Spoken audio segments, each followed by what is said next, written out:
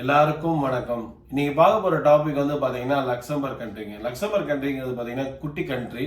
இந்த கண்ட்ரி வந்து பாத்தீங்கன்னா எங்க இருக்கு அப்படிங்கறது பாத்தீங்கன்னா இது யூரோப்பியன் கண்ட்ரின்னு சொல்லுவாங்க. இது வந்து நியர்பை வந்து பிரான்ஸ், பெல்ஜியம், நெதர்லாந்து இது பக்கத்தில் இருக்கிற ஒரு கண்ட்ரி தான் லக்சம்பர்க் கண்ட்ரி.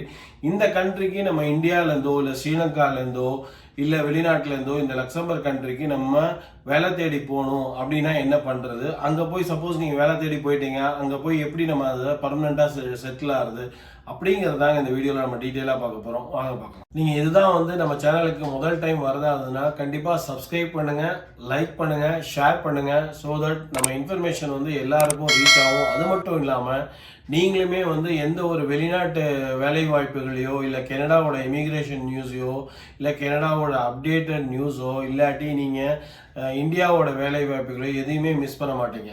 இப்போ பார்க்க போகிறது வந்து பார்த்தீங்கன்னா லக்சம்பர்க் கண்ட்ரிக்கு எப்படி வந்து நம்ம வேலை தேடி போகிறோம். அதே மாதிரி லக்சம்பர்க் கண்ட்ரிக்கு நான் போகணுன்னா ஏன் நான் லக்சம்பர்க் கண்ட்ரிக்கு போகணும், அதில் என்னென்ன அட்வான்டேஜஸ் இருக்குது அப்படிங்கிறத இந்த வீடியோவில் பார்க்க போகிறோம். அது மட்டும் இல்லாமல் பார்த்தீங்கன்னா இதில் வந்து ஒரு 7-8 அட்வான்டேஜஸ் இருக்குது. அது என்னென்ன அட்வான்டேஜஸ் ஒவ்வொன்றும் டீட்டெயிலாக நம்ம பார்க்கலாம் வாங்க. இப்போ பார்க்க போகிறது வந்து ஃபர்ஸ்ட் அட்வான்டேஜ் என்னன்னு பார்த்தீங்கன்னா நார்மலாக வந்து நம்ம ஒரு நாட்டிலேருந்து ஒரு நாட்டுக்கு போகிறோம்னு வச்சுக்கோங்க. அதாவது இந்தியாவிலேருந்து இப்போ இந்த நாட்டுக்கு போனோன்னா நம்ம வந்து என்ன பண்ணுவோம் அப்படின்னா ஏதாவது காய்கறி ஏதாவது நம்ம வீட்டுக்கு வேண்டிய சாமானு எல்லாமே வாங்க போவோம். காய்கறிலேருந்து மளிகை சாமான் எல்லாமே வாங்கணும். அதே மாதிரி வேற எங்கேயாவது போகணும் அப்படின்னா உடனேலாம் நம்மளால கார் வாங்க முடியாது. ஃபர்ஸ்ட் எடுத்தோன்னா நம்ம என்ன பண்ணுவோம்னா பப்ளிக் டிரான்ஸ்போர்ட்டை தான் பார்ப்போம். அப்போ அந்த பப்ளிக் டிரான்ஸ்போர்ட்டுக்கு எவ்வளோ செலவாகுது அப்படிங்கிறது கொஞ்சம் நம்ம முன்னாடியே நம்ம பார்த்துட்டு போகணும்னு ஆசைப்படுவோம். இப்படி பார்க்க போனீங்கன்னா இந்த பப்ளிக் டிரான்ஸ்போர்ட் வந்து ஃபுல்லாகவே ஃப்ரீங்க. அதாவது பஸ்ஸுக்கும் ஃப்ரீ, ட்ரெயினுக்கும் ஃப்ரீ, ட்ராம்பும் ஃப்ரீ, எல்லாமே வந்து டோட்டல் பப்ளிக் டிரான்ஸ்போர்ட்டே இவங்க ஃப்ரீயாக கொடுக்குறாங்க. நீங்கள் எங்கேருந்து வேணால் எங்கே வேணால் போய்க்கலாம். அதே மாதிரி இந்த பப்ளிக் டிரான்ஸ்போர்ட் யாருக்கெல்லாம் ஃப்ரீ அப்படின்னு பார்த்தீங்கன்னா எல்லாருக்குமே ஃப்ரீ. எல்லாருக்குன்னா யாருக்குன்னு பார்த்தீங்கன்னா சப்போஸ் நீங்கள் வந்து டூரிஸ்டாக போனீங்கன்னா அவங்களுக்குமே பப்ளிக் டிரான்ஸ்போர்ட் வந்து டோட்டலாகவே ஃப்ரீ. அது மட்டும் இல்லாமல் நீங்கள் போய் அங்கே செட்டில் ஆகணுன்னாலும் உங்களுக்குமே அங்கே இருக்கிற சிட்டிசன்ஸுக்குமே பப்ளிக் டிரான்ஸ்போர்ட் ஃப்ரீ. அதாவது மொத்தத்தில் இங்கே பப்ளிக் டிரான்ஸ்போர்ட்டுங்கிறதே வந்து பார்த்தீங்கன்னா டோட்டலாகவே ஃப்ரீ. இது வந்து ஒரு பெரிய அட்வான்டேஜ். ஏன்னா நம்ம எங்கே வேணால் எப்போ வேணால் நம்ம போயிட்டு வரலாம். அதுக்கு நம்ம வந்து இவ்வளோ ஆகுமே, இவ்வளோ டாலர்ஸ் ஆகுமே, இல்லை இவ்வளோ யூரோ ஆகுமே அப்படிங்கிறதெல்லாம் நம்ம யோசிக்க தேவையில்லை. ஈஸியாக நம்மளால் போயிட்டு வர முடியும். அது மட்டும் இல்லாமல் பார்த்தீங்கன்னா நீங்கள் இன்னொரு அட்வான்டேஜ் இதில் பார்த்தீங்கன்னா பப்ளிக் டிரான்ஸ்போர்ட் ஃப்ரீன்ட்டாங்க. இப்போ ஃப்ரீனா அந்த பப்ளிக் டிரான்ஸ்போர்ட்டை எப்படி மெயின்டைன் பண்ணியிருப்பாங்க அப்படின்னு பார்த்தீங்கன்னா சூப்பராக மெயின்டைன் பண்ணியிருப்பாங்க பப்ளிக் டிரான்ஸ்போர்ட். அதாவது ஃப்ரீயாக இருக்கிறதுக்காக வந்து பார்த்தீங்கன்னா அங்கே மெயின்டெனன்ஸ் வந்து கம்மியாலாம் இருக்காது. மெயின்டெனன்ஸ் வந்து பார்த்தீங்கன்னா க்ளீனாக இருக்கும். எப்போவுமே நீங்கள் பே பண்ணி ஒரு இடத்துக்கு நீங்கள் பே பண்ணி பப்ளிக் டிரான்ஸ்போர்ட்டில் போனால் எப்படி இருக்குமோ அதுக்கும் மேலேயே க்ளீனாக இருக்கும். நல்லா மெயின்டைன் பண்ணியிருப்பாங்க பப்ளிக் டிரான்ஸ்போர்ட்டை. ரியலபிளாக இருக்கும். அதே மாதிரி டைமுக்கு பஸ் வரும். எல்லாமே க்ளீனாக இருக்கும். அதனால் இந்த பப்ளிக் டிரான்ஸ்போர்ட்டுங்கிறது வந்து பார்த்தீங்கன்னா இங்கே வந்து பெரிய அட்வான்டேஜ் லக்சம்பர்கை பொறுத்த முடியும். இது வந்து டோட்டலாகவே ஃப்ரீயாக அவங்க கொடுக்குறாங்க எல்லாருக்குமே. இப்போது செகண்ட் அட்வான்டேஜ் என்னன்னு பார்த்தீங்கன்னா சப்போஸ் நீங்கள் வந்து ஒர்க் பர்மிட்டில் போகிறீங்கன்னு வச்சுக்கோங்களேன். நீங்கள் ஒரு விசா வாங்கிட்டு போகிறீங்க.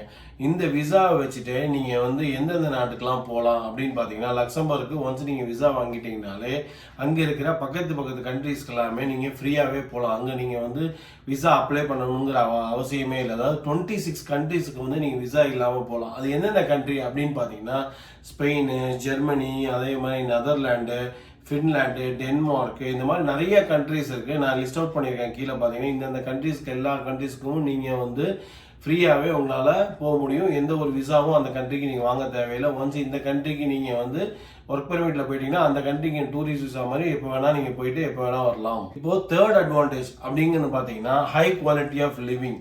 இந்த ஹை குவாலிட்டி ஆஃப் லிவிங்கும் வந்து லக்சம்பர்க்ல ஈஸியாக கிடைக்குன்னு சொல்லியிருக்காங்க. As per the international survey படி பார்த்தீங்கன்னா நீங்கள் இந்த கண்ட்ரி வந்து டாப் 20 கண்ட்ரீஸில் இந்த country one of the country அப்படின்னு சொல்லியிருக்காங்க ஹை குவாலிட்டி ஆஃப் லிவிங்கில்.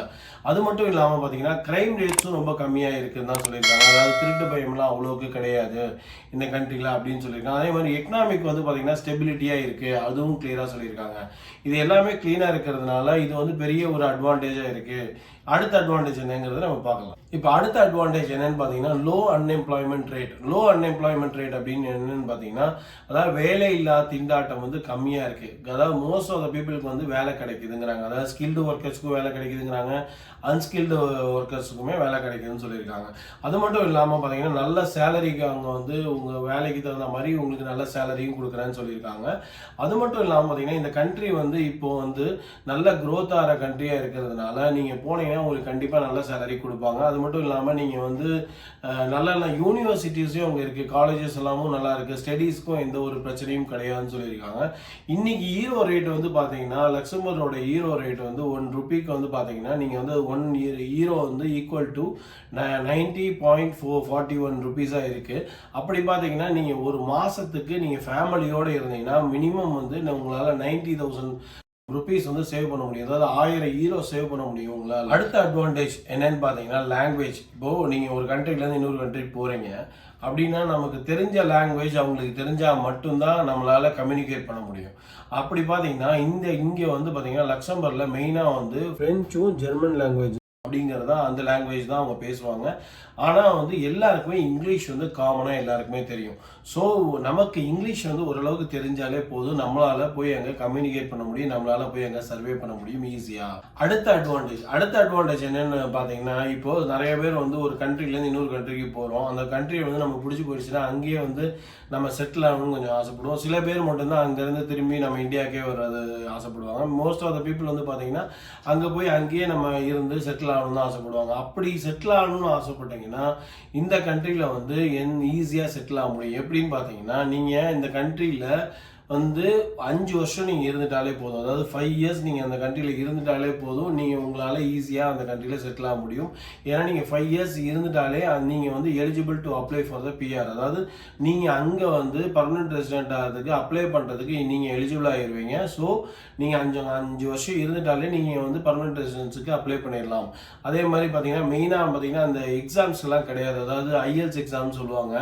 அது வந்து பார்த்தீங்கன்னா இப்போ கனடா இல்லைனா நீங்கள் ஆஸ்திரேலியா இந்த மாதிரி கண்ட்ரிஸ்லாம் நீங்கள் போனீங்கன்னா நீங்கள் வந்து செட்டில் ஆகணுன்னாலும் நீங்கள் ஒரு ஐஎல்ஸ் இங்கிலீஷ் எக்ஸாம் வந்து எழுதி நீங்கள் கிளியர் பண்ணால் மட்டும்தான் நீங்கள் பர்மனெண்ட் ரெசிடென்ஸுக்கு அப்ளை பண்ண முடியும்.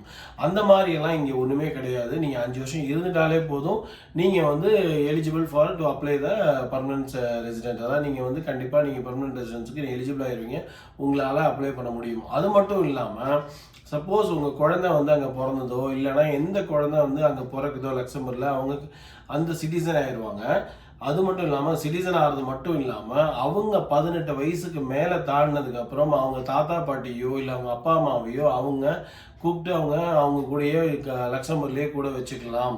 ஆனால் அதில் ஒரு கண்டிஷன் என்னென்னா அந்த பிறந்த குழந்தை வந்து அந்த 18 வயசுக்குள்ள ஒரு 5 வருஷமாவது இந்த லக்சம்பர்கில் ஸ்டே பண்ணியிருக்கணும். ஸ்டே பண்ணியிருந்தா அவர் வந்து அந்த குழந்தைங்க வந்து அந்த 18 வயசுக்கு அப்புறம் அவங்க அப்பா அம்மாவையோ தாத்தா பாட்டியோ கூப்பிட்டு அவங்க கூடயே வச்சுக்கலாம். அடுத்தது பார்த்தீங்கன்னா வெதர். எல்லாருக்குமே ஒரு டவுட் இருக்கும், வெதர் எப்படி இருக்கும் லக்சம்பர்ல அப்படின்னு. வெதர் பார்த்தீங்கன்னா வின்டர் டைமில் வந்து ஒரு -7 -8 தான் மேக்ஸிமம் போகுங்கிறாங்க. இப்போ வின்டர் டைமில் ஓரளவுக்கு கோல்டாக தான் இருக்கும்னு சொல்லியிருக்காங்க. அதே சம்மர் டைமில் பார்த்தீங்கன்னா நல்லா வெயில் அடிக்கும், நல்லா என்ஜாய் பண்ண முடியும் அப்படின்னு சொல்லியிருக்காங்க.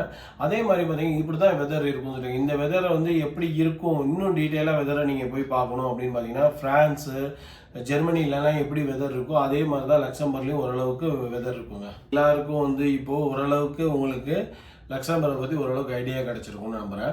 இப்போ இதெல்லாம் மேலே வந்து பார்த்தீங்கன்னா இது இங்கே போகணுன்னா என்ன பண்ணுறது அப்படின்னு பார்த்தீங்கன்னா ஃபஸ்ட்டு வேலை வாங்கணும். இந்த வேலை வாங்குறதுக்கு எப்படி அவங்க ஃபாரின் ஒர்க்கர்ஸ் எல்லாம் வந்து அவங்க வேலை தராங்களான்னு பார்த்தீங்கன்னா கண்டிப்பாக ஃபாரின் ஒர்க்கர்ஸ்க்குலாம் அவங்க வேலை தராங்க. இந்த வேலையை எப்படி நான் வாங்கணும் அப்படின்னு பார்த்தீங்கன்னா என்னோட டிஸ்கிரிப்ஷனில் போய் பார்த்தீங்கன்னா தெரியும். நான் ஜாப் போர்ட்டல்ஸ்லாம் கொடுத்துருக்கேன், லக்சம்பர்கோட ஜாப் போர்ட்டல்லாம் கொடுத்துருக்கேன். அங்கே போய் நீங்கள் ஜாப் உங்களோட ப்ரொஃபைலுக்கு தகுந்த மாதிரி சர்ச் பண்ணி நீங்கள் உங்களோட ப்ரொஃபைலை அப்டேட் பண்ணுங்கள். ஷூராக அவங்க வந்து என்ன பண்ணுவாங்கன்னா உங்கள் ப்ரொஃபைல் மேட்ச் ஆச்சுன்னா அவங்களோட ஜாப் டிஸ்கிரிப்ஷனுக்கு கண்டிப்பாக உங்களுக்கு கால் பண்ணுவாங்க, இன்டர்வியூ அட்டன் பண்ணுங்கள். இன்டர்வியூவில் நீங்கள் சப்போஸ் நீங்கள் செலக்ட் ஆகிட்டீங்கன்னா அவங்க விசா ப்ராசஸ் வந்து பார்த்தீங்கன்னா ரொம்ப ஈஸி ப்ராசஸ். விசா ப்ராசஸ் ஒரே ஒரு 3 வீக்ஸ் மட்டும் தான் நடக்கும் விசா ப்ராசஸ். நீங்கள் ஆரம்பித்து 1 மந்த்துக்குள்ளேயே உங்களுக்கு உங்கள் கையில் விசா வந்துடும், நீங்கள் ஈஸியாக ட்ராவல் பண்ண முடியும். ஸோ நீங்கள் வந்து என்னோட டிஸ்கிரிப்ஷனில் போய் பார்த்து என்னென்ன ஜாப் போர்ட்டல்ஸ் இருக்குதுன்னு பார்த்து அதுக்கு தகுந்த மாதிரி நீங்கள் போய் அப்ளை பண்ணுங்கள். All the best. இந்த இன்ஃபர்மேஷன்லாம் கண்டிப்பாக உங்களுக்கு யூஸ்ஃபுல்லாக இருக்கும்னு நம்புறேன். யூஸ்ஃபுல்லாக இருந்தால் கண்டிப்பாக லைக் பண்ணுங்கள், சப்ஸ்கிரைப் பண்ணுங்கள், ஷேர் பண்ணுங்கள். ஸோ தட் நிறைய பேருக்கு இந்த இன்ஃபர்மேஷன் தெரிய வரும். அது மட்டும் இல்லாமல் நீங்களும் எந்த ஒரு ஃபியூச்சர் இமிகிரேஷன் அப்டேட்டையோ இல்லை கனடாவோட நியூஸையோ எதையுமே மிஸ் பண்ண மாட்டீங்க. தேங்க்யூ ஃபார் வாட்சிங்.